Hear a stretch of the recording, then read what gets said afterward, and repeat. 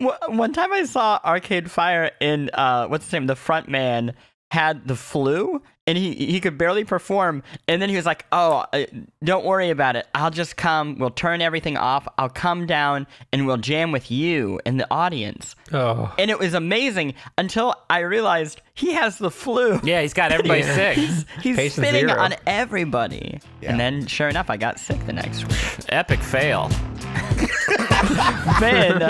Win did it again.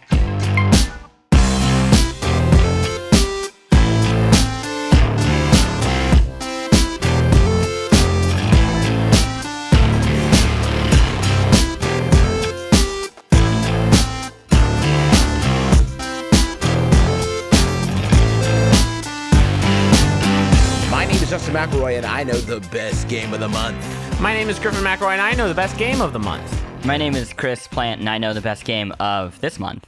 My name is Russ, and I know the Welcome to the Besties, where we discuss the latest and greatest in pop culture trends, hashtags, fashion, celebrity spats, and celebrity hookups, and video games, and hot new pizza-flavored ice creams. But today, this month, it's all about video games. If you turn them on, you start to play one, you might think we're the bleeps and bloops, but they've come a long way since Pac-Man. What if we had just done a Dad Rock concert? The entire podcast. We shifted our format, exclusively Dad Rock from here on out. I would not complain. I would complain about that. It would make it very difficult to edit. There would be lots of continuity errors. One of these months, we are going to bring a Pac-Man game. You all realize that, right? Like, eventually, they're going to make a Pac-Man game that's going to be pretty good, and then it will be.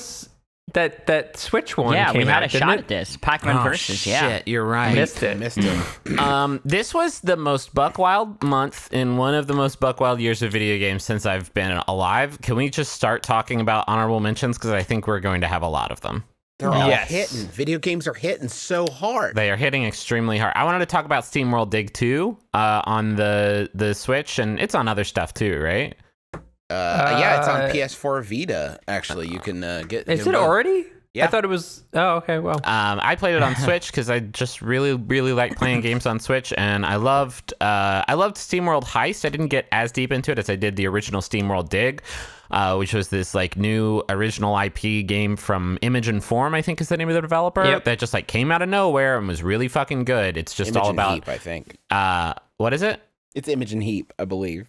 What? I'm pretty sure you're wrong. And it's just a game about digging down and finding treasure and then spending that treasure to get upgrades to help you dig down better and like finding little puzzle chambers. And SteamWorld Dig 2 does that, but it's like 10 times bigger than the original. And it's just like this huge world that's like really fun to explore. And they added a bunch of new traversal mechanics that makes like getting around the world like really fun.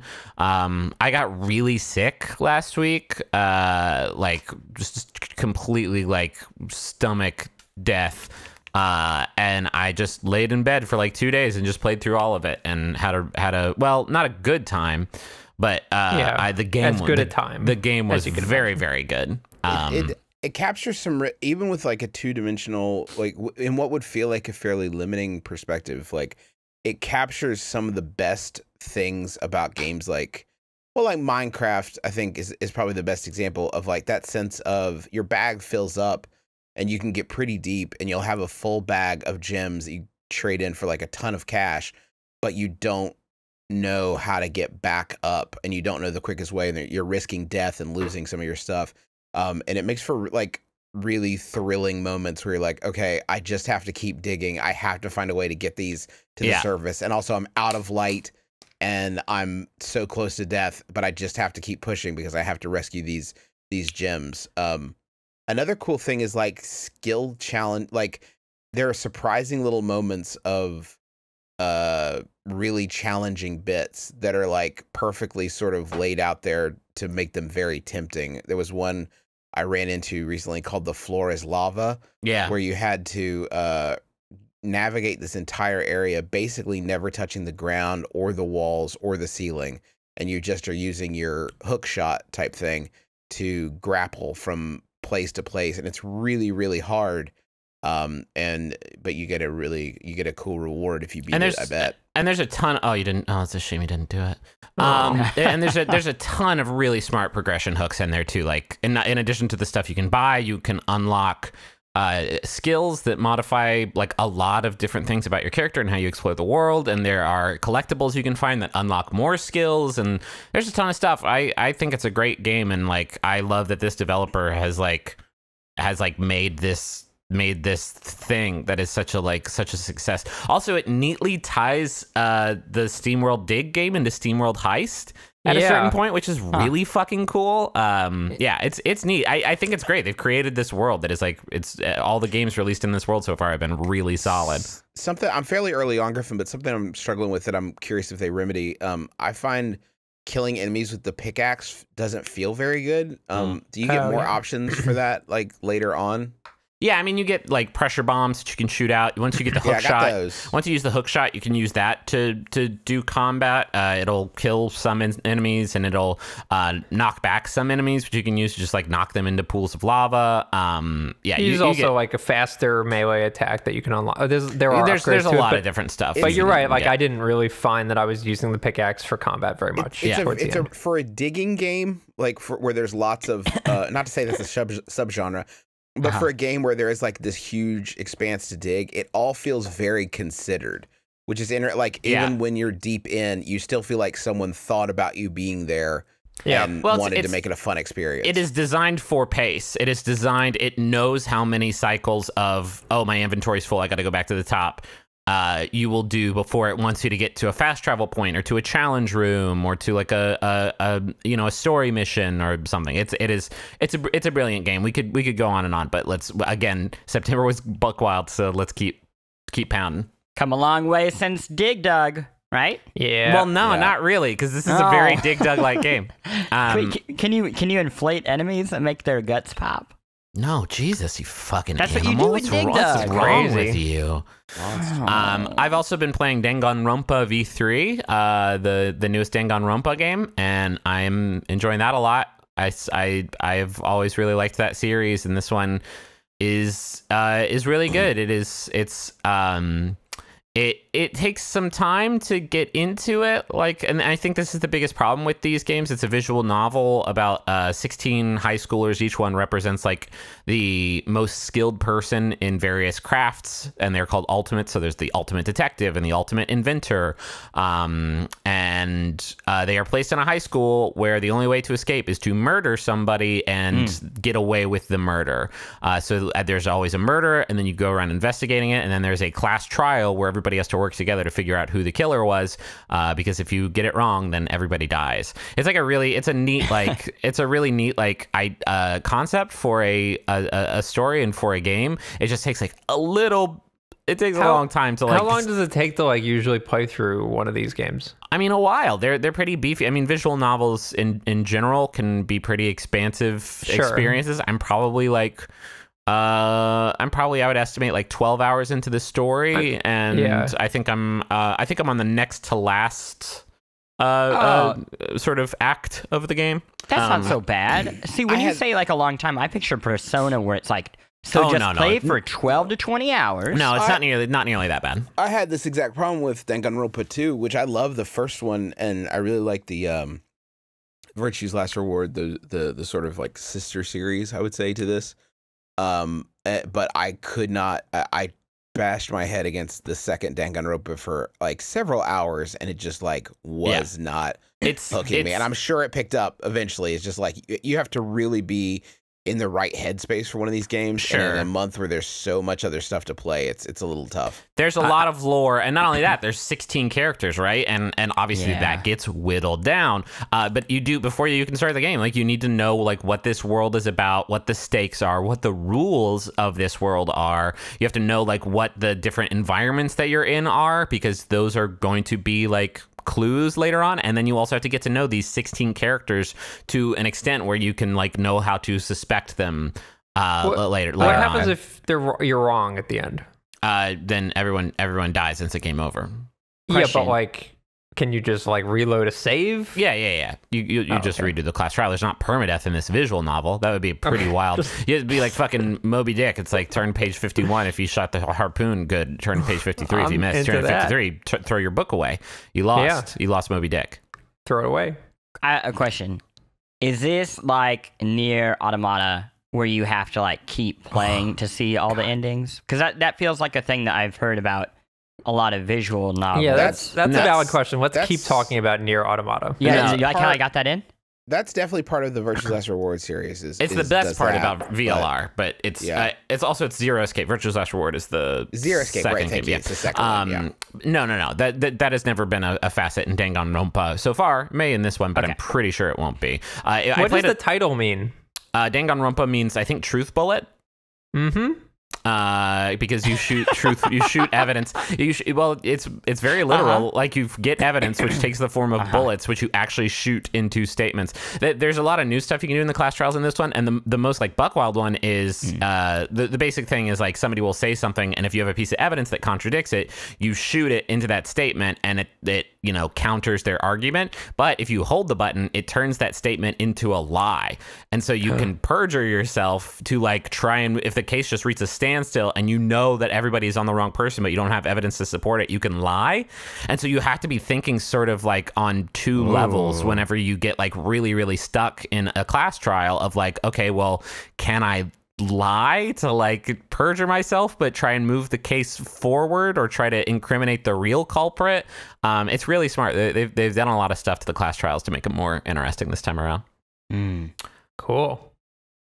Do we have any other honorable mentions? I mean, I feel like I've done all of them, but there's a new Picross game on Switch that's extremely good if you like Picross. Well, let me ask you about Picross real quick, because I have dipped my toe into the waters of Picross, and the impression I get is that it sort of like caps out pretty quickly in terms of like variables. So the big one that they add, 2D. The big one so Picross 3D, if you didn't play it on 3DS, is like, in my opinion, a must-own game on 3DS. It is like a brilliant puzzle game where it is Picross, but it takes place on with these 3D objects where you're chiseling away blocks, and there's different rule sets, and it's very like. It's very cerebral and very rewarding. In this one, they have mega lines. So the basic premise is like there's a number, and that tells you how many blocks are filled in a line, and you have no way you can explain Picross in language. It's not. In this one, it has mega lines, which basically tells you there are shapes across two lines that are connected bricks, right? So it could be like a tetromino T across two lines, and it'll tell you 4, and so it's going to be maybe 3 on top or 1 on bottom, and so you have to factor those in on top of the normal rules, and it's really difficult and really requires some good brain thinking to figure out. I got one. Heat Signature is the new game from Tom Francis, who did the very excellent Gunpoint. And this one is, imagine Hotline Miami, except you can sort of pause time whenever it makes sense for you and sort of plan what you're going to do, and also sometimes teleport weapons and objects from the level into your hands. So mechanically, that's sort of the idea. But the setting is space. You're sort of a mercenary bounty hunter type, and you have a crew of people that you can sort of switch between as you go. Each one has a different thing that they're trying to accomplish in this world while you reach towards an overarching goal. But the basic thing is you pick up a mission. Sometimes it's assassinate someone. Sometimes it's steal a ship or whatever. And you go out in your tiny little space pod and basically have to fly into the ship to hijack it. And then it turns into that sort of top-down Hotline Miami perspective. And there's just a lot of really cool ways it handles stuff like if you get shot, for example, in while you're on one of these missions, you get knocked unconscious and get thrown into space. Basically, they take you to the airlock and flush you into space, and you have to grab your body by remote controlling your pod to fly into your body and pick it up. But that character then permanently has less time the next time they get shot to get picked up. They have less oxygen reserves. That's true. that is scientifically accurate. Yeah, So that's how it works in science. But yeah. there's just a lot of really cool stuff. Like in the moment, you can decide like, well, actually, I'm going to kill everybody and take this ship for myself and go sell it. And so it's not like a very specific objective like Hotline where it's like, well, kill everyone. And that's what you're doing. You're killing everyone. Sometimes no, you do have that very specific objective. Like it's always like assassinate this person. Sometimes it is steal a whole ship. Sometimes it's steal a certain thing off of the ship. Sometimes you're racing against time before like alerts start getting set off, and you can sort of stealthily make your way through a little bit. But it's a really interesting. Tom Francis does a lot of really smart stuff with like minimal design choices and subverts them in really interesting ways. But it's a really cool game. And I feel like Gunpoint Signature. I feel like Gunpoint, which was this other game, was well received, but also like very intimidating in terms of the mechanics. Am I thinking of the right game? No, Gunpoint was pretty straightforward. Was that the one? Oh, I'm thinking of the one where you like program switches and stuff. Yeah, that was do that, but it's very fun. I was too dumb for that game. Intuitive if you're a sort of thinking person. Yeah, I'm not. I want to mention a game I actually haven't played yet, but I think is really cool, and I'm very excited to play it. I think I'm gonna pick up a gaming laptop and maybe take it on the go with me because it seems like a good game for that. Is Divinity Original Sin 2. I played the original one. It is like a top down. CRPG. It's like a Baldur's Gate. Kind of, I think CRPG is the name of the genre. Baldur's Gate. Baldur's Gate. The original Divinity Original Sin was so cool because there's so much stuff you could do with like actual physical interactions in the world. Yeah. So you could like pick up a barrel full of oil and throw it down to create a pool of oil and then cast a fire spell on it to like blow it up. But it's taking place in this like turn-based CRPG sort of format, and it was really smart. What I love is in speed runs of this game, the original Sin was to the fastest way to do things was to take a chest and fill it up with like a billion things to make it weigh like a megaton, and then use like magic or hacking maybe to lift up that chest and like drop it on enemies to instantly kill them because it's so heavy that it does. It's like shit like that is in the game. And have you seen the teleportation videos? No. Where people are getting like I don't know how Original Sin 2 works, so pardon me if this is all technically wrong, but people are ramping up their teleportation powers,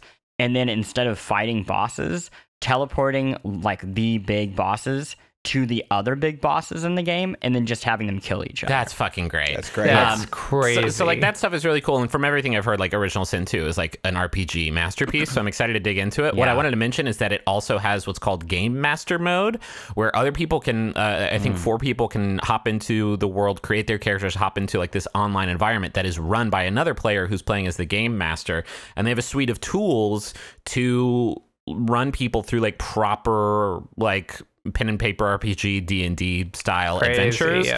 So they can like create these text prompts and have you roll dice to like get through them, and then do battles where they control the enemies, and they can use like fog of war to lock things out, and they can create items on the fly that they can drop into people's inventories.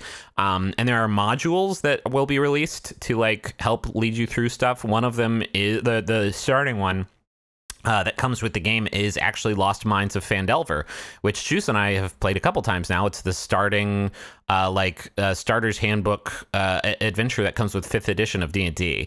It seems really, really, really cool, and I would love to like get a group of folks together to try to play it sometime. Did they license that? Yeah. That seems like a good streaming thing. Like, I think it could be really fun. I think we could definitely do something like that. I have one other thing I want to mention. Okay. I think this technically counts, but the SNES Classic Mini. Oh yeah. It is such a great thing, and I'm so glad that it feels like Nintendo is still having its way. There's a scarcity that they're getting video of people waiting on lines that can fill up morning shows and build up hype for Christmas, but it seems like people who wanted a copy on launch day, for the most part, were able to get it. Yeah. Plante and I went to the same place and didn't realize it. Yeah, because they had so many copies. They had like 50 of them, yeah. Yeah, but it is so wonderful, and it is, I have hooked it up to, we have a projector in our bedroom, and having it hooked up to something like that where the cords aren't really an issue because it's just right next to the bed. Yeah. It's such like a nice little like treat. and that feels like such a nice place for it to be. I can picture it in the dorms, especially, and it just being such a perfect little thing. And when you think about how expensive these games are to own legally, what a joy it is that there is a somewhat affordable option for people to own things. What like does it work out to, like Earthbound. $5 a game at this point? I think there's 22 games and it's $80, so less than that 3. even. I think, I mean, like a copy of Final Fantasy 3 or 6, but 3 in America would cost you probably about $60 these days. Super So Mario RPG. Yeah. I mean, what there's have so many you been games. playing mostly? I've been digging into Secret of Mana just because it's one of my favorite games, basically, of all time. I've been picking at Super Metroid just because I don't know if I ever finished it as a kid. I remember playing most of it. It's a ridiculous lineup. It's like you keep Yeah, looking like it's it is spectacular. baffling, and it's been really cool to like. My daughter's 3, and she can't really like grok a lot of the gameplay mechanics, but she like being able to show her this stuff from my childhood and being able to turn on the one that I was most excited to see for some reason was Super Castlevania 4. That was hell yeah. It's the first SNES game that we got, and I can still remember like what the moment when I held the chain whip button and could move the direction around, and the whip just flailed all over the place. And I can remember thinking as a kid, like, you could never do this on the NES. Never. Look at that whip flipping around. It's amazing. Mode 7 and up in that game. There's some amazing shit The whole in that Mode game. 7 level, I think it's the underground level, is like so fucking great. The thing I kind of found interesting, I was able to pick one up as well. I was actually not going to get one, and then stupid Amazon parked their stupid treasure truck like a block from me, and I was like, oh. So I picked one up. What a curse. And I know, it's the worst. Anecdotally, And it was not as hard to get. Well, I showed up at Target at 755 and just rolled up on one. I guess, and Juice sort of mentioned it, but it kind of made me think the other day how interesting it is when we think of like nostalgic games, and we have this picture of like pixelated games. And the reason, pixel 2D games are a big deal is because a lot of people that are making games now grew up with those types of games. And it's kind of interesting when you think of like, there was a part of me when I was growing up, like when the N64 came out, I was like, okay, 2D games are basically done. We're never going to see them anymore. And now there's this like new wave of nostalgia, which will impact the current generation. So Justin's child will grow up with 2D games, and that will be part of their nostalgia as well. Yeah. And so it kind of lives on. And I thought it's like 70s culture. Like we had 70s culture as teenagers, and now there's like certain 70s fashions that are bouncing again. Yeah. As we like have kids. The thing that I cannot wait for is there is a culture, and like just a shout out to these people, Tumblr artists who were raised on the Sega Dreamcast, and I love that you can start to see a wave of nostalgia for that window of video games, and I love it. I don't know if there's gonna be so much warmth for Nintendo 64, like PlayStation 1 era, because woof, are those games rough? I think they're kind of what NES, having the NES Mini to the SNES Mini was. No, I think early 3D games just age really, really poorly. Yeah, is the problem. Like, well, I think obviously Mario 64 is great, but like most of those are pretty brutal. To that point, holy shit, Star Fox 1 is unplayable, y'all. That frame rate, I did not realize how fucking bad that was. Like, I remember loving that game as a kid, and playing it now is like, whoa. I thought Star Fox 2. I honestly thought the SNES Classic was like, I thought mine was broken because it's literally like 4 frames a second. It's super bad. By the way, Sega, if you're listening, Mini Dreamcast Classic. Oh my god, gosh. I would devour it. Can you just do it? And it has to come with a VMU, because if I can't carry around my little KO.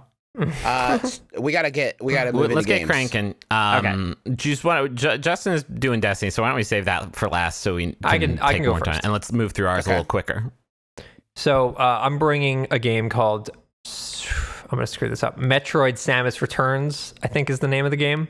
I hesitate only because the game that it's based on, which was Metroid 2, The Return of Samus, but essentially it's a remake of Metroid 2. And remake's probably not even fair because it's really like a total...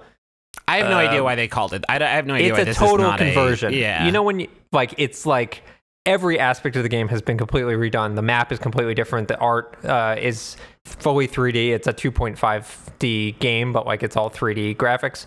and just every single aspect. The only thing that they kept the same was the plot, which is Samus needs to go to the home of the Metroids and murder every fucking one of them. And you do that. And it's just, I think what's amazing about it, and I felt the same way about Metroid Zero Mission, which was the remake of the original Metroid game that came out on GBA, I think. GBA? Yeah, GBA. Yeah, right. Basically took all of these things that you remember about these classic games and love about these classic games, and then added modern gameplay design concepts to them without... And also a ton... Zero Mission had a ton of new stuff. Yeah, and a ton of new stuff. It added basically another chapter to the end of the game that was kind of buck wild. But it doesn't feel like a departure or a rewriting. It feels like additive on like what the core idea was. It kind of just like paints a new coat on this like nostalgic memory that you have with like gameplay that is not like a total chore to get through. And Metroid, the new Metroid, which is on 3DS, probably the last 3DS game I will ever play if I had to guess, which is kind of a bummer, but also bringing this shit to Switch now, I hope. It adds stuff like countering attacks, which I think has only been in one Metroid game so far, and that was Other M. But in the 2D Metroid games, you can basically, like, the fact that you can counter an attack in a 2D Metroid game means like the like clumsy 8-directional aiming shit is gone, where if you have the proper timing, you basically counter an enemy as they're attacking and you basically annihilate them the second after you counter them, and it feels like really fluid and cool. There's some amazing boss fights in this game, apart from like, so you fight like shit. I think there's like 40 Metroid boss battles in total. Those have been pretty lame for me so far. You don't like them? The Metroid fights are just like kind of the same thing over and over again, it feels like, except like there's slight changes to their patterns. I don't really dig on that part of it. Pretty fucking complex. I don't know how far you are. They get pretty fucking complex towards the end. I kind of liked that you would like meet one and it'd be kind of a tough fight, and then they'd like change the environment around a little to make it a little bit harder, and then the second that you felt like, okay, I've mastered this fight, like I crushed these Metroids, the Metroids evolve, and then you're fighting like a completely new one with different patterns and different styles and stuff like that. So I like that, but there's also some other boss fight stuff that I really thought was just like some of the best boss fights in Metroid history are in this game. There's one in particular that I don't want to spoil, but it's really spectacular. And it's just like, oh God, I couldn't put it down. Like I reviewed it, and generally, you know, for review games, you kind of have to play it very quickly and it's a drag. But here, like, it matched my pace of like how often I wanted to play it, which was all the fucking time until I finished it. It's really excellent. If you're a completionist, there's like some really smart completionist things in there that like don't make you look on a game fact to find every single collectible. You can like actually find it all in the game. And it's just fucking great, man. If you love Metroid, especially classic Metroid, but really any fucking Metroid game, it's one of the best they've ever made. And I feel like it's kind of be forgotten by nature of it being towards the end of the 3DS life cycle. But shit, dog, it's so good. Go ahead. Oh, sorry, Griff, go ahead. I just like I have enjoyed it. I got to like the second part of the third part of the world. So early. It's huge. It's a lot bigger than I know. It's very, very big.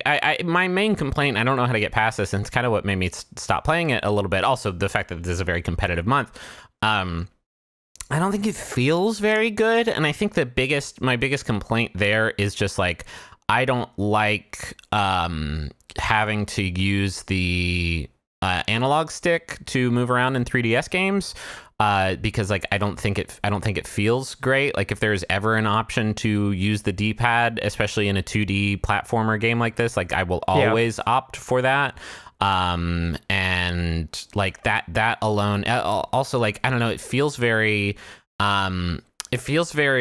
fast. Like the way that Samus moves, like she falls very quickly and you know, turns her momentum very, very quickly, while in like another 2D Metroid game, like it's a little bit floatier.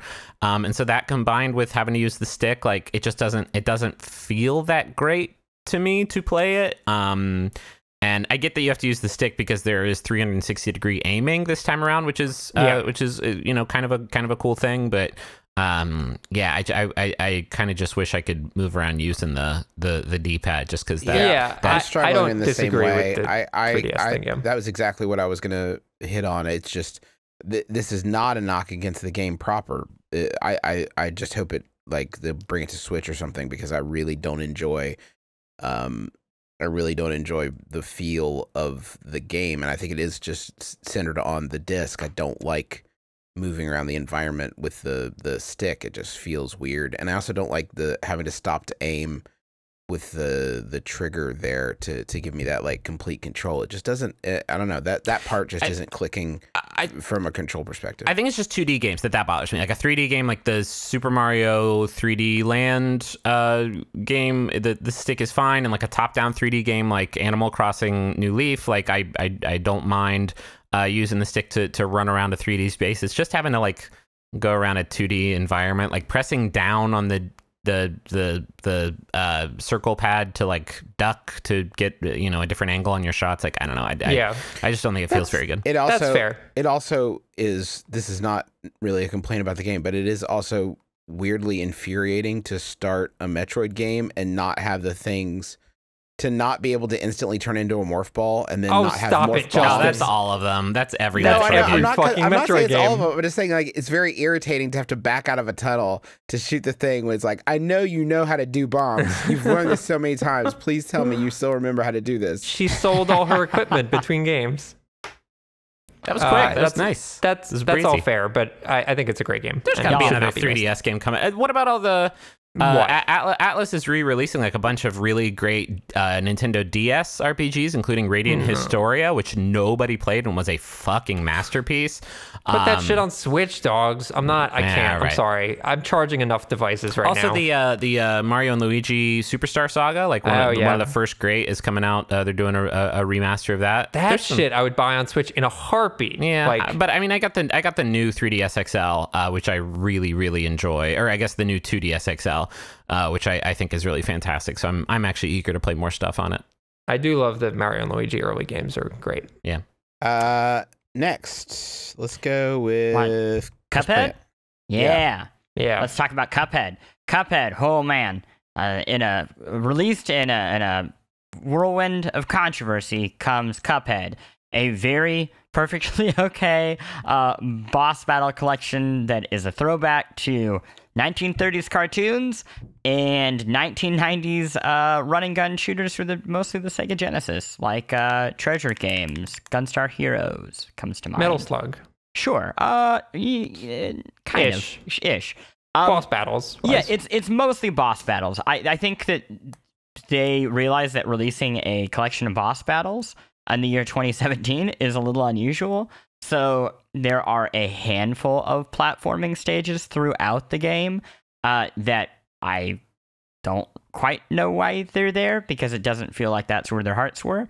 But the boss battles, wow, are they good. For people who like a little bit of difficulty, who enjoy shmups, who enjoy bullet hells, who enjoy learning boss patterns and then exploiting them, this is the game for you. It is you play as a Cuphead. You can play with another not person. a Cuphead. His name is Cuphead. I'm sorry. There's a race of Cupheads. There could you don't know. His dad the could be lore. named Cuphead. Yeah, he could be Cuphead Jr. And then Mugman is your co-op person, and you just fill enemies with little projectiles, and it's mostly static screens. And they use different patterns and you master them. I mean, it's really, really simple on the top level to talk about. The joy of it for me, having played through it, is I think to do these games well, you have two things that you have to nail. One is, where can I be on screen? A lot of good shmups have, you have your spaceship. When I say this, I'm talking about shoot 'em ups where you're flying around and just waves of bullets are coming at you. You have your ship, but then you have a dot on the ship, and that is like the point that can't, be touched by a bullet. The rest of your ship is fine. So yeah, like it has to communicate those things. And I think Cuphead had a huge challenge in itself in that you're a large character, and also it's this beautiful 1930s animation. making it look good and natural and not just be the cliche glowing red areas on a boss is very, very tricky. And they communicate it very, very well, barring some issues at the very end. The other thing is also just nailing the feel. You're talking about your movement. I played it with an Xbox Elite controller with a D-pad, and it's a shame these things are so expensive because I think that is really the best way to play it. It feels the so much normal better. Xbox controller has a D-pad on it. It does, and I played it with that too, and here we go. It's fine. Here he goes. It's He's fine. fucking elitist.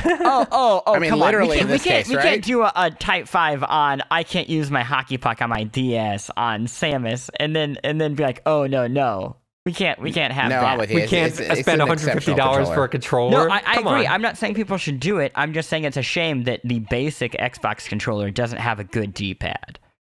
That's all I'm saying. Remember they tried to also- fix the 360 one by making one that turned to make it good? Oh yeah. Oh my god, I forgot about that. The other thing about the controls is the default controls on this game are horrible. Like, I they're cannot believe it shipped with these controls. They make no sense. The game is all about speed and timing and being able to do multiple things at once. And the decision on their end was to put all of the main powers on the face buttons. So your thumb just breaks and contorts. The only way I could figure out playing it at first was using my thumb and then essentially making an OK symbol with my thumb and pointer finger and using the pointer finger to press the other face buttons that weren't like, I think, X and B. It was... Wait, why didn't you just change it to triggers? No, I did. I eventually remapped, but I assumed there was a reason that they wanted me to use this finger torture. And I was wrong. And I think for what it's worth, I think the reason they did it, and I don't think this is a smart reason, is because they wanted to make the controls as basic as possible. And a lot of people that are like casual people don't really grok the like trigger thing necessarily. Mm-hmm. So by just using face buttons, they made it a little bit easier, but that also doesn't explain the locking being on a trigger. So never mind. Yeah, it doesn't make a lot of sense. One other thing that I was impressed by, and I was curious about this when I saw it in previews, is these cartoons do not have the best history. Racist caricatures were kind of like a bread and butter of this period. Right. And for the most part, they are able to maintain that style and in some cases reference the worst, like the really nasty aspects of it without actually depicting those terrible things. What is an example of that where they reference? I'm not gonna go it there. Like I'm just curious, honestly, because I honestly don't know how to like talk about it without sounding awful. I found like I was looking for it too, and I think anyone that like knows that era of Song of the South and stuff like that is certainly like very aware of it. And I think they lean. I mean, it seems pretty. Yeah, it seems like they handled it with like a lot of kid gloves for the most part. Yeah. Which is for the best, really. Yeah. Like that shit should not be in this game, right? Yeah. So yeah, I think it was good. I don't think it's nearly as hard as the hype cycle like made it out to be. I think it's way more. What? Here he goes. Pro gamer. Get good. Yeah. Well, I think it is.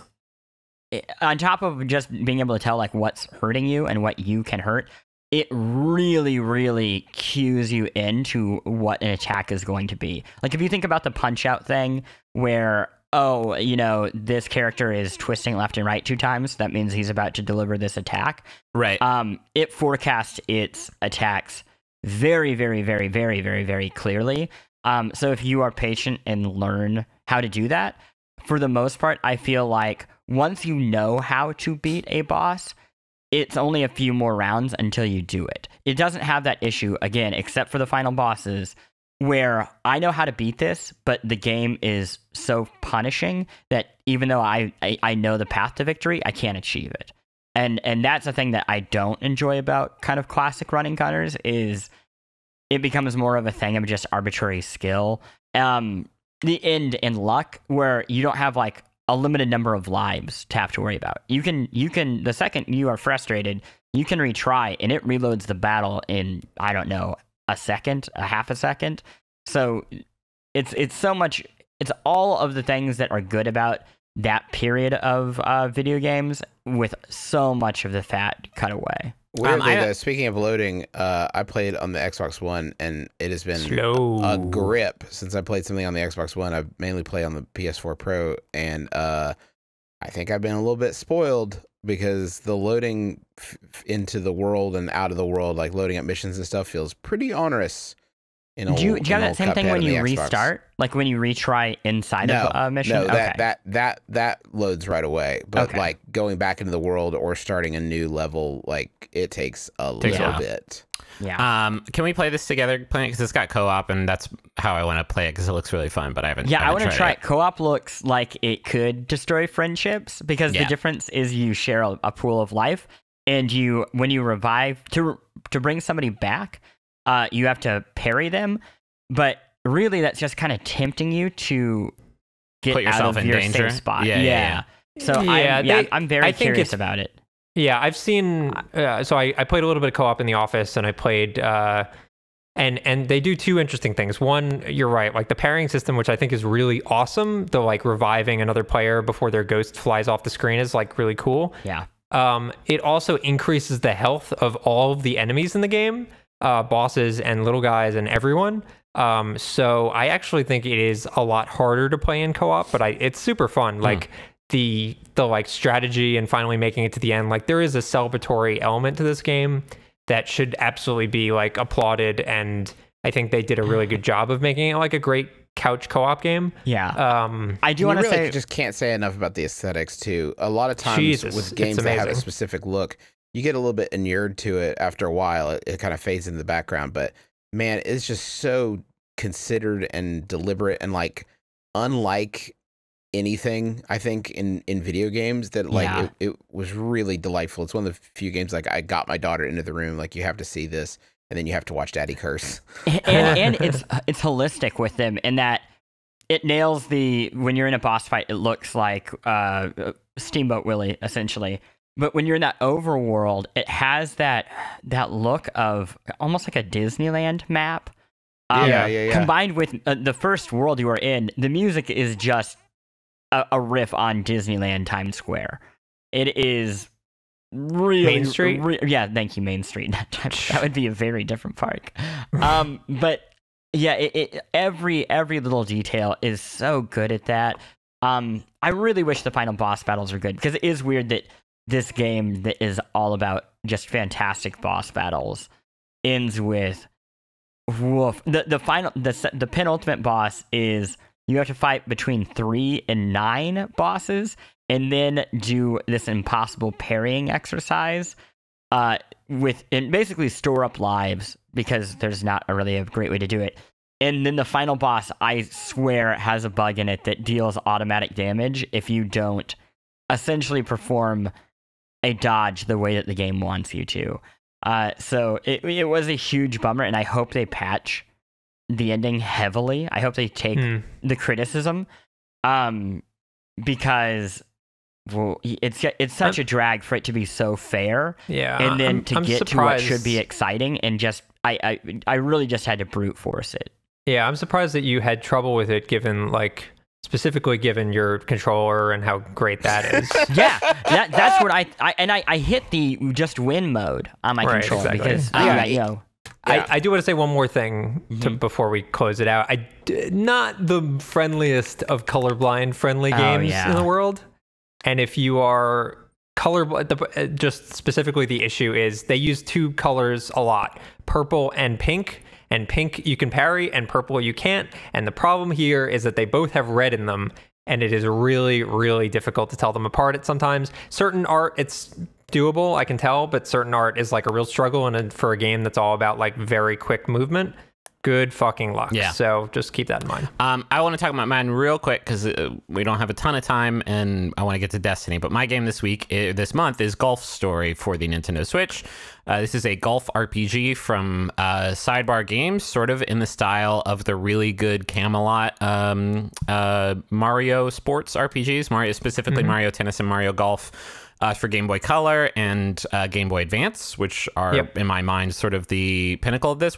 I feel like Russ and I have talked specifically a lot about games like this, probably on Besties, and how modern Mario sports games have kind of lost a lot of the magic that made those games so great. I don't get it. Like those were 10s. Like people love gave them. Perfect scores to those Mario games, Golf and then they were Advance like, Tour is a fucking wonderful game.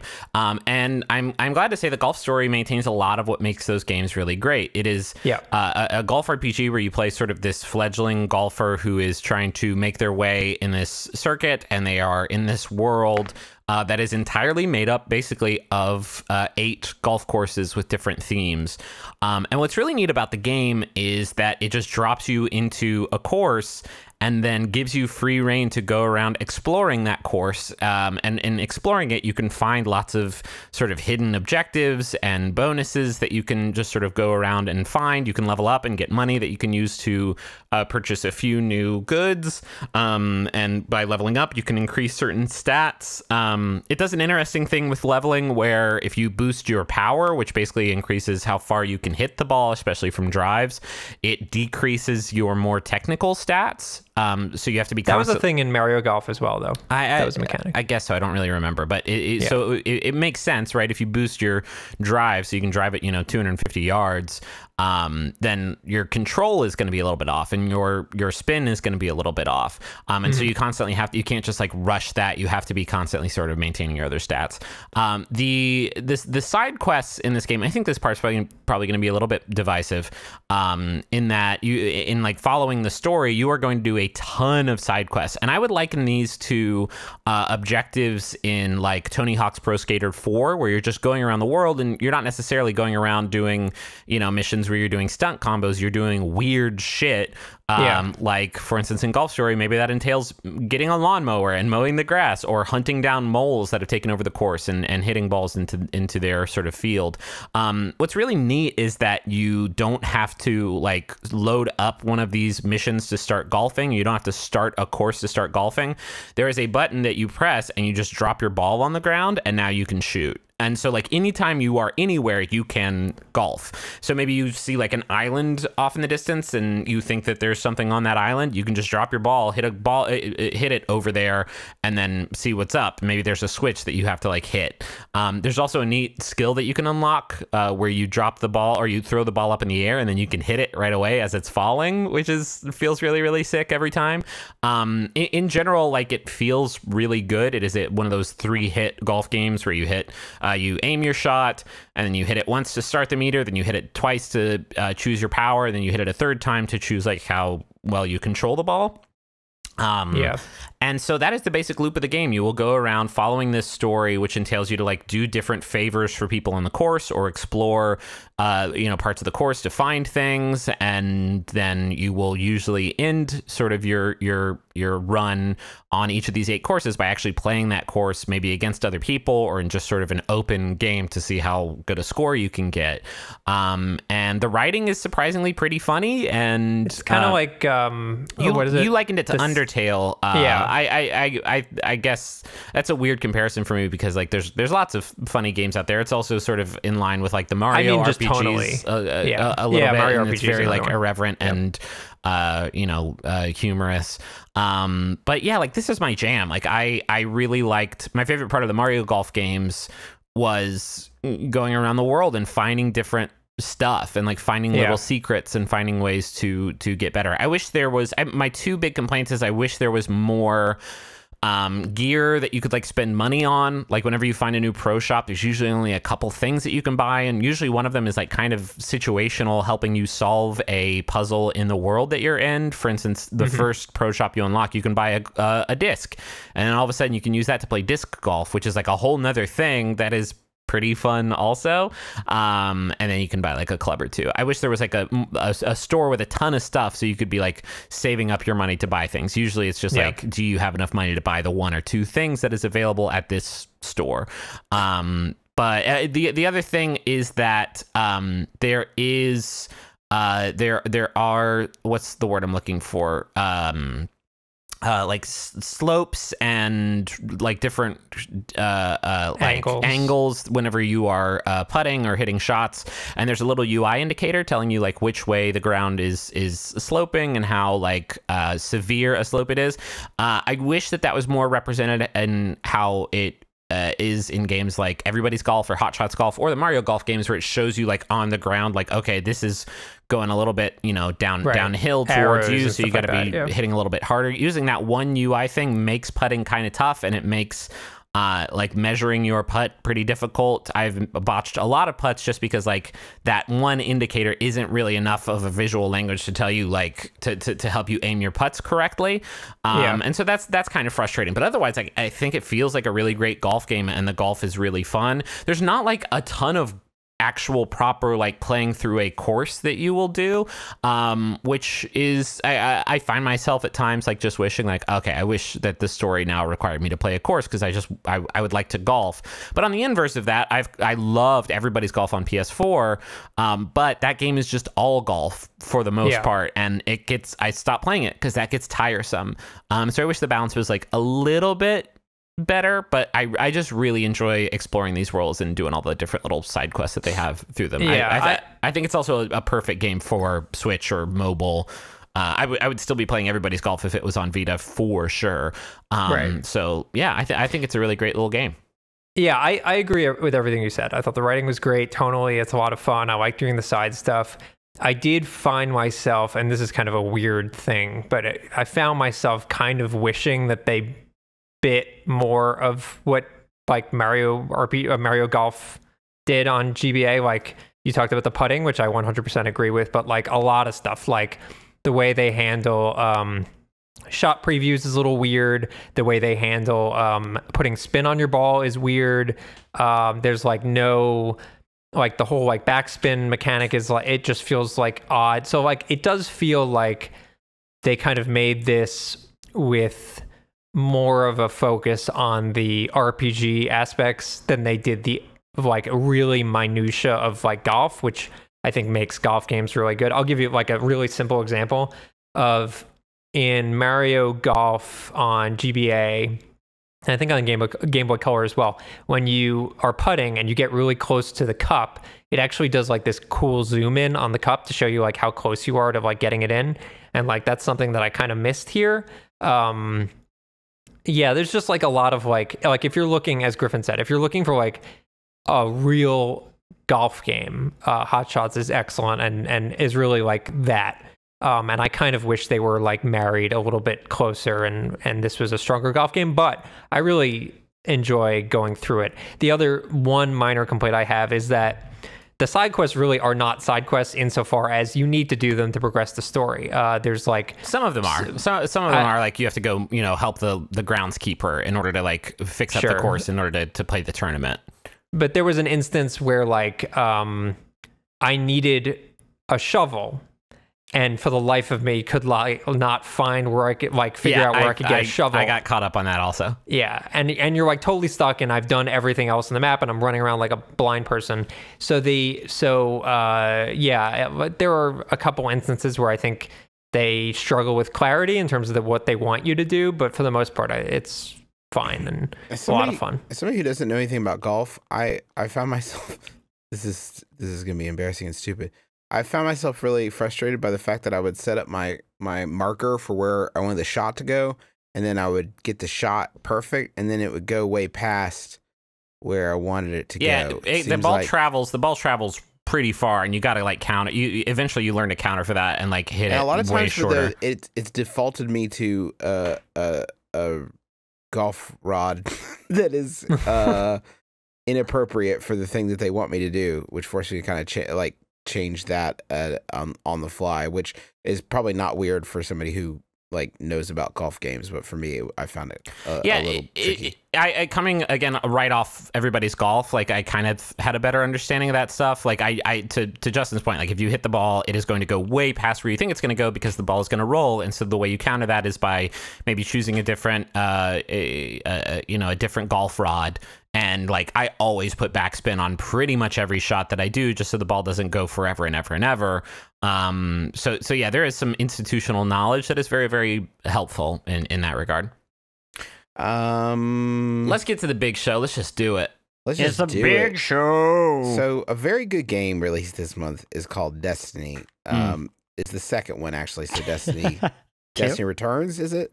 Destiny also? Destiny Samus Returns. Destiny Samus Returns. It's called Destiny 2. Okay, so the first Destiny was a game that was built to be a sort of online, persistent first-person shooter where you could endlessly collect loot with your friends and have unique stories connected to all your weapons. But it was basically fundamentally a broken game that was a lot of the systems underneath the shooting, even though the shooting was excellent, a lot of the systems underneath the shooting that would compel you to continue to play it were bad in a way that I think is probably the worst they could be, in that they were designed to sort of addict and hook and keep you grinding on things without giving much fun or new things in return. And for the people that was effective on, it was very effective. And I think it was almost kind of a cruel game at its inception, though. You're talking about the vanilla. I'm talking about vanilla release. original Destiny. I'm walking us in a little bit. Okay. And then as Destiny grew that put a lot of people off, and the people who that was not designed to attract bounced hard and got a really bad taste in their mouth about Destiny. Over the years, Destiny got various expansions that made it a much more, I would say, humane experience, a lot more pleasant, a lot more. It felt a lot easier to justify your time spent in Destiny because there was a lot of stuff to do, and it was all really enjoyable. So enter Destiny 2, where they have sort of defaulted to that, where you are a guardian who, at the very beginning of the game, loses your light, which is sort of code for superpowers in this case, because it's been stolen by a mean guy named Gaul.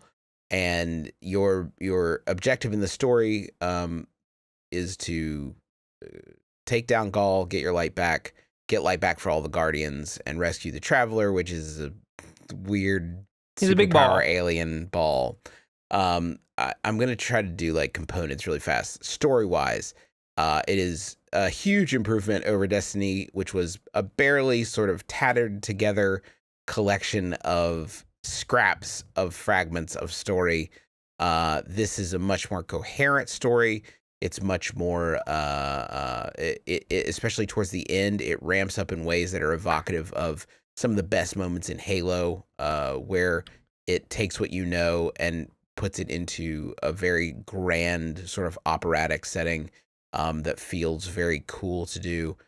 So story is a huge improvement there. The things that are sort of hovering around the story are a lot more pleasant. There are adventures that are like mini quests that you can do that are cool and handcrafted, though don't evolve over time. They're lost sectors, which are basically like miniature dungeons that you blow through and kill a boss and get some loot. There are public events, which there were in the original Destiny, but they are sort of bigger battles that theoretically require multiple people to pile on and participate in. But these are more humane in that you used to need a app to tell you when these things were going to pop off. Now you get a map with a timer and everything, so you know exactly when it's going to happen.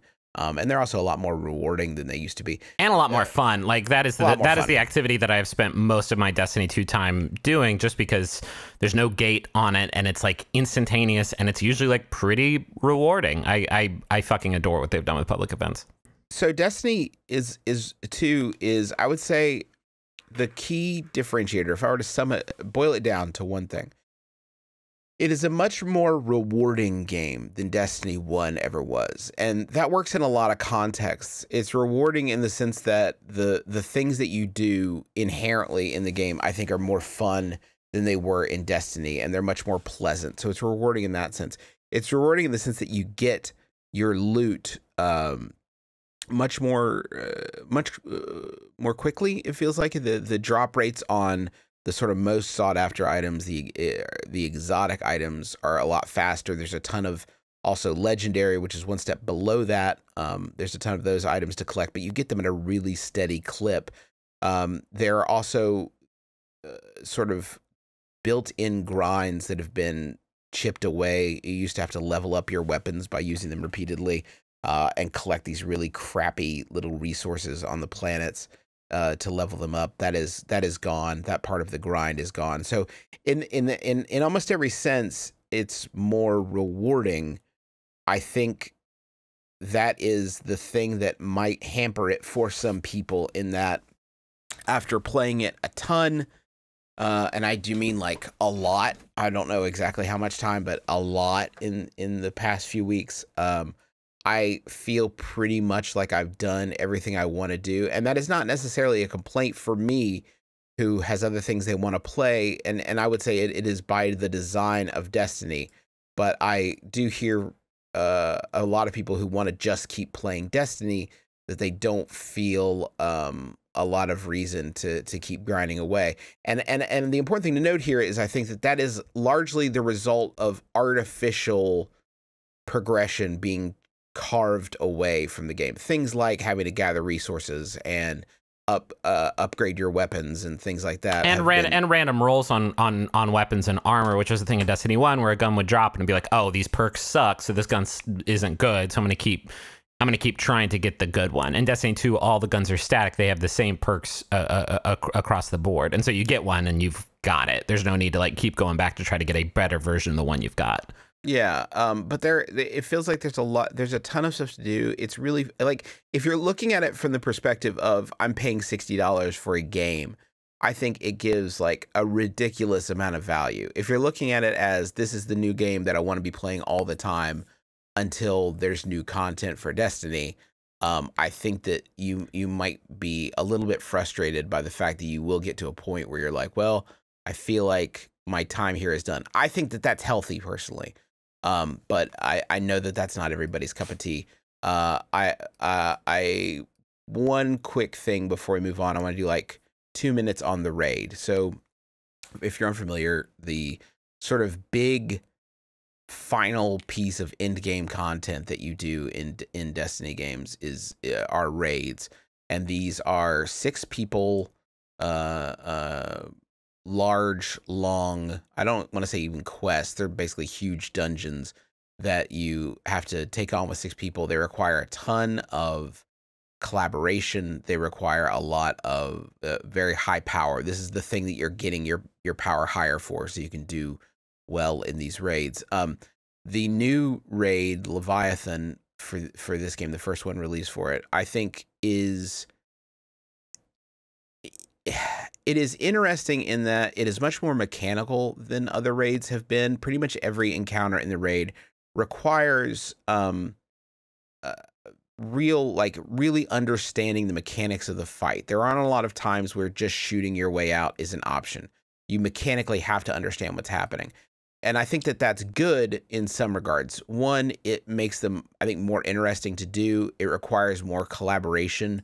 It inspires a lot of weird vernacular that everyone has to sort of agree on as you're going into it, because people bottom dogs. Yeah, the last fight in the game has an area where people are teleported to, and some people remain behind. We've heard that referred to everything from like home and away teams, Shadow Realm, and Throne Room.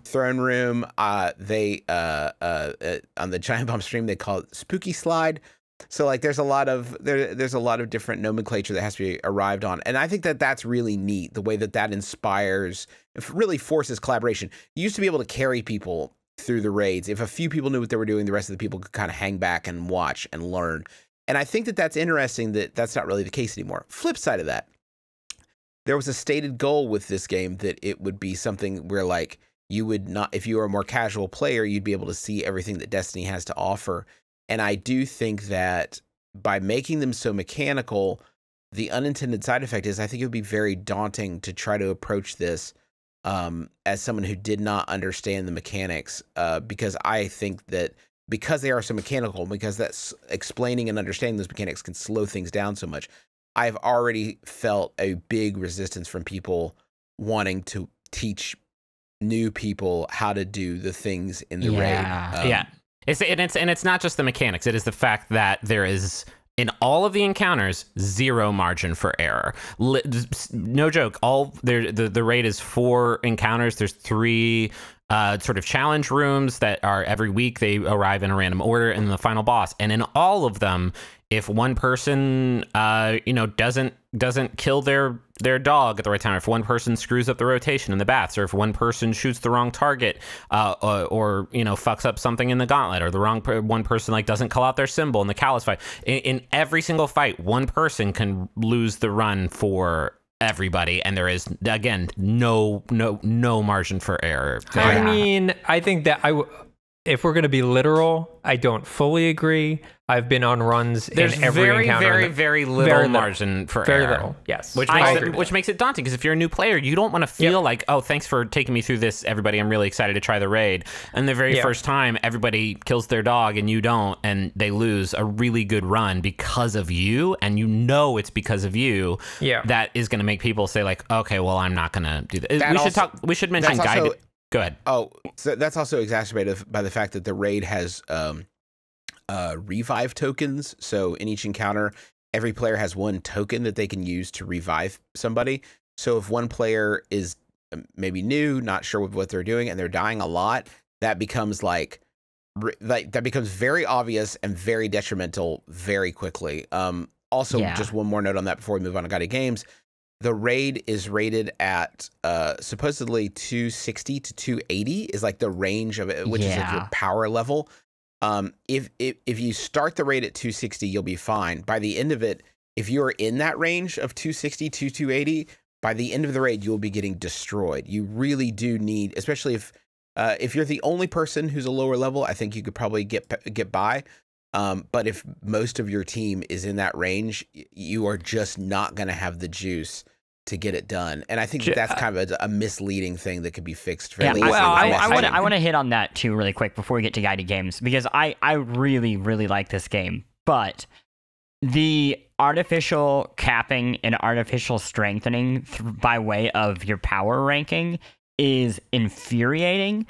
And the idea that, one, you essentially can't play raids until you devote a tremendous amount of time to the game, and then even once you do get there, that you are lesser than your peers simply by virtue of you not committing more time to the game.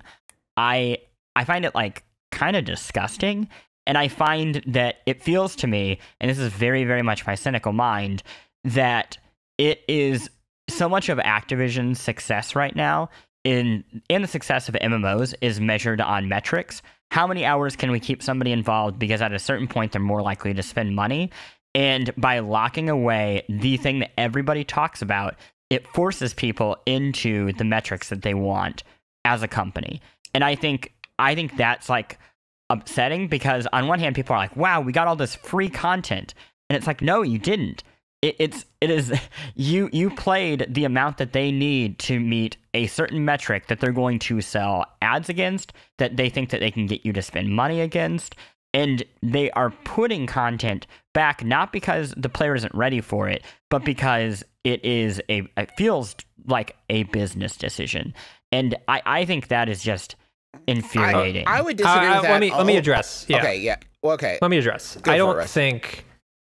First of all, there's a lot of things to unpack. First of all, technically, if you are 280 or 281, you have pretty much the same advantage as someone that is light level 300. So Justin's right. Like, you really shouldn't be under 280 to finish the raid, but I don't think you need to be max light level to finish the raid. So there's that. Talking about the monetary decisions and making a game a certain length to encourage people to spend money. People will disagree with me on this, but I think the Destiny monetization systems in Destiny 2 right now are pretty fucking tame, considering where they could be. There are some gameplay impacting things That's that you such could bullshit. buy. It's mods like for your weapons, which you can get from a billion other places for. Effectively, there aren't. Yeah. I think I disagree with it being a business decision. I think that this is just a model of these games and literally any MMO where there has to be a final check on your abilities, for you to work for you to work towards, because my complaint is that there's not enough of that stuff in Destiny 2, because I am one of those players who has played it several hours a day every day since it came out, and only now I'm starting to fall off a little bit because I have 2 characters at the highest light or power level that you can possibly get to right now, and one who's like 1 armor piece away from also being that. As of last Friday, I have collected all the exotic weapons in the game. Like I am one of those people who has hit the point where there is nothing left for me to do, and because there's some of those things have been removed, which I did not mind when I was leveling up, things like random rolls on weapons, and my biggest complaint with progression is armor, in that there's not that many there's no interesting perks or modifiers on your armor, and so there's not a real reason to, once you hit max light, to go and try to collect a whole set, or go get the raid has unique pieces of armor and weapons, right? And all the armor looks really cool, but there's not really a reason to go out and get that stuff. And in Destiny 1, that was different. There would be pieces of armor that would give you perks that would help you out in certain parts of the raid. Like if you had the boots from Oryx, then you would move faster in the final boss fight against Oryx, for example. There isn't stuff like that in Destiny 2, and so I don't really feel this need to go play anymore, because this is a game about playing the stuff that is there, that is going to help you out or get you new stuff or get you better stuff. And I've hit the ceiling, and there wasn't really so much. There was a ceiling in Destiny 1, but if you wanted to talk about it in the literal sense, it was getting the best roll on all these weapons and getting the armor that's going to have the stat bonuses that you need to max out. And because all that stuff is gone in Destiny 2, I got nothing left. There's also a lot of stuff that got cut that made Destiny 1 a lot better, that I have no idea why it's not in this game. For instance, you have a vault where you can store all your items, and it's not sort of segmented. There's not a weapon vault and an armor vault to help you sort your items a lot better. It's just one big pile of shit that sucks to go through. And then there's things where there are activities where once they stop being rewarding for you, no matter what, you're just gonna stop doing them. And one of those things that becomes irrelevant pretty much instantly is strikes, which was my favorite thing in Destiny 1. It's the thing I spent my most time doing, is these little, usually 20 to 30 minute missions that would go through, and they would usually be pretty rewarding. And there's not really much of a reason to do it once you hit a certain break point. In Destiny 1, there were strike playlists where by the end of the experience of Destiny 1, after all the updates and expansions had come out, they would have a scoring metric to them. So where if you did really well, you'd get better loot, and there were playlists. So if you kept playing strikes in the playlist, you'd keep getting better and better gear, because there was a buff for chaining your strike clears together. That's gone here, and so there's I loved strikes in Destiny 1. I just don't play them anymore because it's it's kind of pointless. It does feel between console generations, when the new Madden comes out, I realize this is kind of a time-based thing, but it does feel there's a lot of functionality that happened late in the generation of Destiny that I loved. Strike, specific rewards is another example. There's a bunch that they added in Rise of Iron that I thought was just great. And the impression I get, private matches is also not in Destiny 2 yet. I get the impression that there was just a lot of triage happening towards the end of Destiny 2. And I earnestly do believe a lot of this stuff will make it back into the game. For sure. But it's a bummer to have that reversion on certain aspects. And you're right, I don't run strikes apart from the Nightfall, even though they're a lot of fun, because it isn't quite where it should be. So I think the game, even by December, will have one of the expansions will be out by then, in theory. I think will be pretty drastically different in the way that Destiny 1 vanilla was pretty drastically different by December. But Yeah, I think that, look, I think all of these are 100% valid complaints. And if they don't come through and fix a lot of this stuff, it's a real bummer and it detracts. But I also, pointing to what Justin said earlier, like I played hundreds of hours of Destiny 1. And there is something really kind of nice and freeing of the feeling that I'm like, I don't need to play tons of Crucible to get this perfect roll on a hacksaw pulse rifle that I really want, because I'm like happy with where my gear is and I can go off and play other games and do other stuff. Sure. But if you're looking for a game that you're going to play day in, day out, week in, week out, it does not necessarily have that long tail built into Destiny right now. But I'm like, I also love having a game where I am excited for the future of it. And I am not, there is no game right now that I am as bought in as I am in Destiny 2. Like I've played it tons and tons and tons of hours and, you know, have worked to get all my characters up to max light. And now I am like ready for the next thing to come out. And I know that is like a complaint among the most hardcore players of Destiny 2. Like there's nothing for me to do now. But like Justin said earlier, like I played it every day for several hours a day and probably put a couple 100 hours into it. That's good for me. And there's a shit ton of games, you know, that have come out and are about to come out. And I bounced off the first Destiny because it went too far in the other direction, like way too far in the other direction. And I have adored the time that I've spent. Also, like they have already added stuff in to make the game to added in some hooks to bring you back, like the faction rally that came out this week, the Trials of the Nine. I had a lot of fun with once I found a group that was like really, really good at it. And I hope that that's the direction they go, instead of like keeping you hooked by making you go out and you know, get the perfect rolls on weapons or get, you know, some dumb shard that you need to upgrade your weapons. Like keep giving me more event-based stuff, and I have every that Bungie has earned my trust in this department that they will continue to do stuff like this to get me going.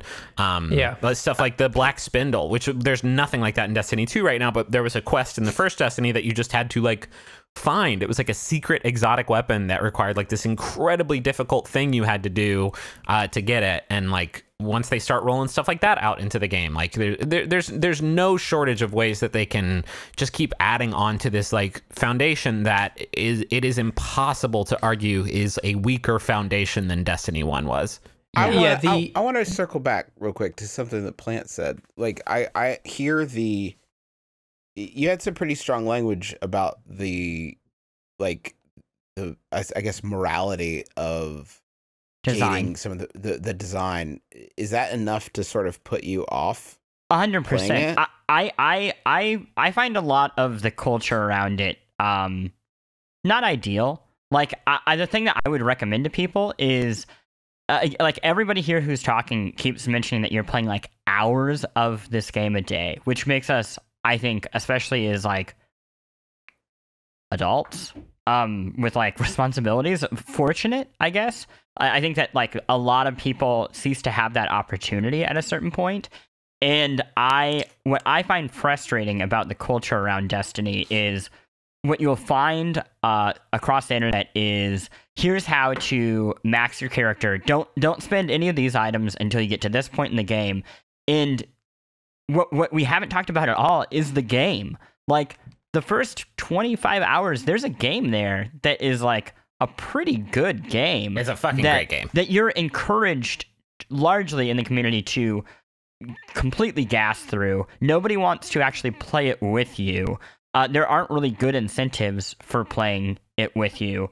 And like, again, like not using your items, for example, until a certain point actually kind of ruins the balance of that game to make it less enjoyable. And I think that's what's frustrating is, again, by gating these things, I get it. I totally get what you mean by you have to have something to work towards. Otherwise, you know, then what? What motivates people to participate in the grind?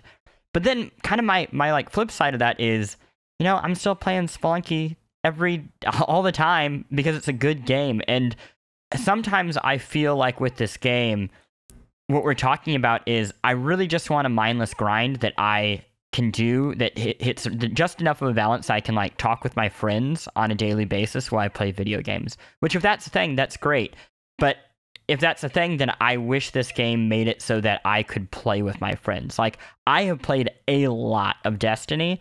I think I have been able to play with my peers twice, because even though I am level 263 or 264, I'm like not good enough. And that's wild to me that I have invested so much time in a game, had to like skip some of the best parts because like the culture around it is whatever it is. And sure. Yeah, That's true. I think what they're actually suffering from though is residual behavior from Destiny 1. Yeah. Like Destiny 1 taught you like churn. Destiny 1 taught you don't waste time on the story because it's bad, right?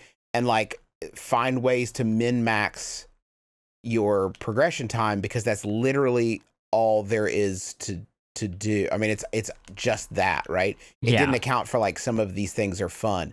And I think what you're maybe running into, Plant, is that some of those changes have been made, but the player base is still not. It is wild to follow the sort of like hardcore fan reaction to this game because it has been this arc of one, how do I get max everything as quick as possible? You know, building on that like still lingering psychology from the first Destiny, and then a week afterwards there's nothing to do in Destiny, I've done everything, and it's like, well, you just intentionally did that, and like, you can break did that to yourself. You can break out of that too. Like I said, like I've hit essentially max light on two of my characters, and because there's no random rolls and there's no like I've gotten all the exotics, so there's nothing really for me to continue to pursue.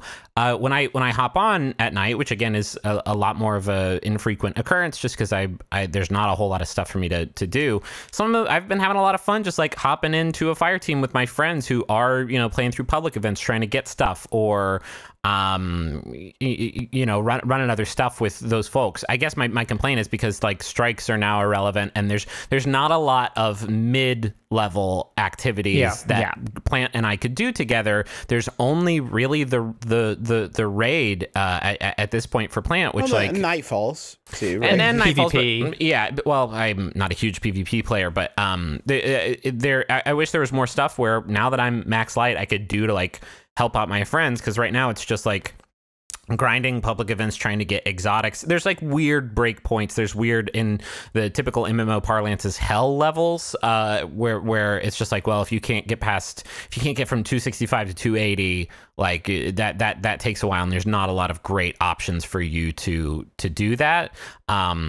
But yeah, like I've broken out of that cycle for the most part by virtue of the fact that I beat it. I overcame the cycle and hit the end of it. I hit the max on everything, and only now I'm like actually enjoying playing the game without that carrot in front of me, and that carrot requires you to do some very, very specific stuff and essentially ignore everything else. And I enjoy playing that stuff now, but it did require me to play a couple hundred hours of only going after that carrot and only playing the specific stuff that benefits me. Sure. I also I think the way to think about it, 107, I don't think it's by the way, Ditto. Jesus. I don't think good work. I don't think that it's a you're at 60, Russ. Get good. I don't think it's a design problem necessarily. Maybe it's a presentation problem in terms of like guiding people to the right spots. I think the issue is really, it's a humanity problem. It's a gamer culture problem, as Plant sort of alluded to. And gamer culture is not just, you know, I'm going to play 1,200 hours and mainline my way through this game to get to the end game content. It's also Chris Plant, who can only play, let's say, 1 hour every couple days. And the problem is you're trying to design a game, and this is not a knock on Bungie, I'm just saying how difficult it is. You're trying to design a game that appeals to both of those groups. And for me, I certainly probably lean towards the more hardcore of the group, but I'm not the extreme. So the fact that I, in the back of my head, are like I play with a bunch of guys that are like much more extreme hardcore than I am, in the back of my head, I'm like, well, I need to sort of stay in their general realm so I can still experience this endgame stuff. But then again, that leaves someone like Plant, who's more casual, out to ideally, in an ideal world, you would find other casual players to experience this content with at your own pace. That being said, I think specifically for the raid, which has always been like a very intense, super hard thing, if you had 6 pretty casual players playing the raid, I think no one would get through it. Now we should mention, because we addressed it earlier, but we never really dove into it, is the guided games feature, which Bungie included, where if you are a player like Plant, like you could ostensibly hop into guided games and then find a group that is willing to take you through the game, take you through either the Nightfall or the raid. And so that is in there. It doesn't make the raid any less. Has anybody here tried that? Like, I have not. No, I haven't tried it. I've heard it takes about 45 minutes, or at least it did take about 45 minutes to get into a group, which makes sense considering you can only do guided games with 5 other people, which is to say, like, there can only be one noob, as it were, in this group. So it's 45 minutes, and that's going to get better. Like, a lot of the stuff we're talking about also is a symptom of the fact. I want to hear what else Russ has heard. I was going to also say it's kind of a bummer, as far as I understand it, even though I haven't tried it myself. There's no like, I'm going to queue up for this and then do my own shit.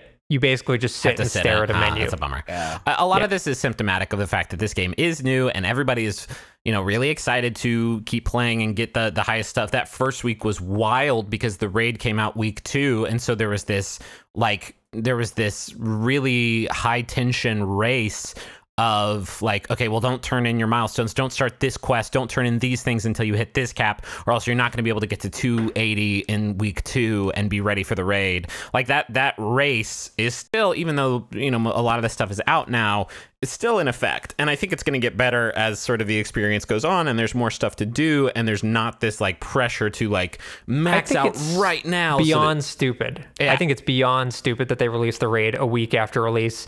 It should be, hell, put it out a month after release. Like, if it came out now, I think everyone would be like they'll take a little break and then they'll be real excited because there's new content, and it stretches things out and it lets people that are more casual into the right light level. Yeah. And it's not a race. Like, it de-emphasizes the insanity that happens at launch during a Destiny game. I played the game in an unhealthy way that I did not necessarily enjoy as much as I could have if I had taken my time and explored more stuff and done more different kinds of activities instead of just like 1 or 2 very, very specific activities required to get you there. And while it's nice, that was its most intense form that first week. I think that is still in effect, and I think it's going to get better.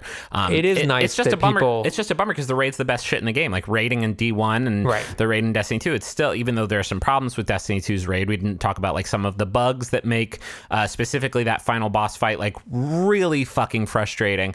I still really, really enjoy the raids, and it's a bummer that only like the top 2% of players ever actually like play and complete it. I think actually 10 is the it's probably up to 10 now. It does increase over time, obviously.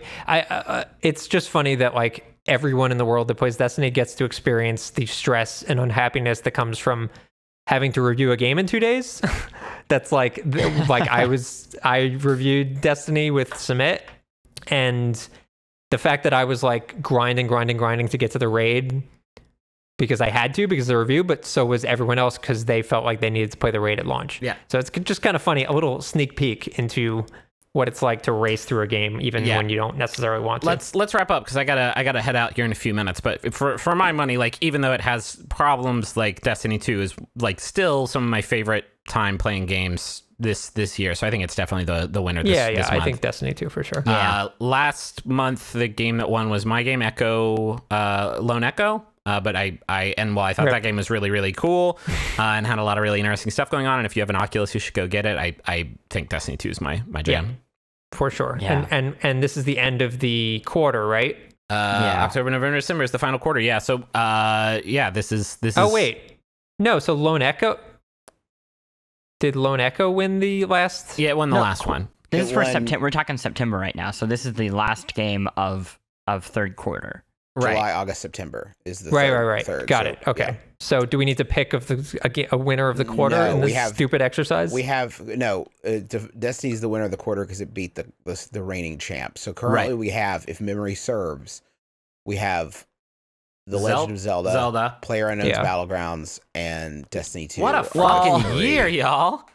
Oh, Wasn't insane.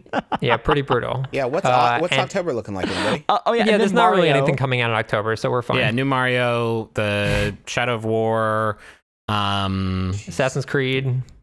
I just love that Mario and Zelda are gonna face off in a Game of the It's Year thing, wild. and they both might lose to PlayerUnknown's Battleground. Yeah, there's we'll a see. chance. Juice, take us out. Take us to do the thing you usually do. Well, Take us to orbit. folks, let me take you to orbit. Thank you so much for listening to the Besties. You can find more about all of these games and, believe it or not, other games at polygon.com. We would love it if you would rate and review our show on iTunes if you enjoy it. That is a great way of sharing it, and maybe like tweet about it or something, just to let people know that we're here toiling in obscurity, just hoping for you to spread the good word. We would very much appreciate that. But that is going to do it for us for this week. So for my co-hosts, my name is Justin McElroy. Thank you for listening to the Besties. We'll be back with you again next month, because shouldn't the world's best friends pick the world's best games?